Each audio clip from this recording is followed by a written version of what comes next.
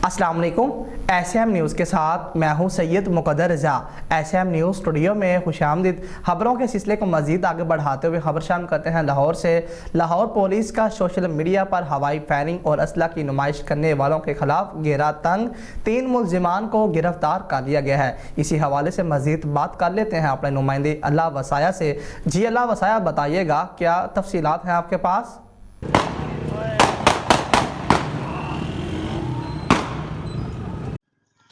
जी बिल्कुल, SP civil line के अहकामात पर शालीमार पुलिस की कार्रवाई। असला की नुमाइश और हवाई फायरिंग की वीडियो अपलोड करने वाले 3 मुलजमान को गिरफ्तार कर लिया गया।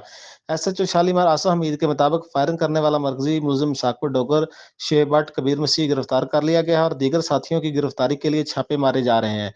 मुलजमान ने हवाई फायरिंग और वन व्हीलिंग की वीडियो सोशल मीडिया पर अपलोड की थी। मुलजमान की वीडियो वायरल होने पर फौरी कार्रवाई अमल में लाई गई। मुलजमान ने पाबंदी के बावजूद हवाई फायरिंग और असला लहराते हुए सोशल मीडिया पर डायलॉग के साथ तशहीर की थी। मुलजमान के कब्जा से 2 नाजायज पिस्टल और गोलियां बरामद, मुकदमा दर्ज कर लिया गया है।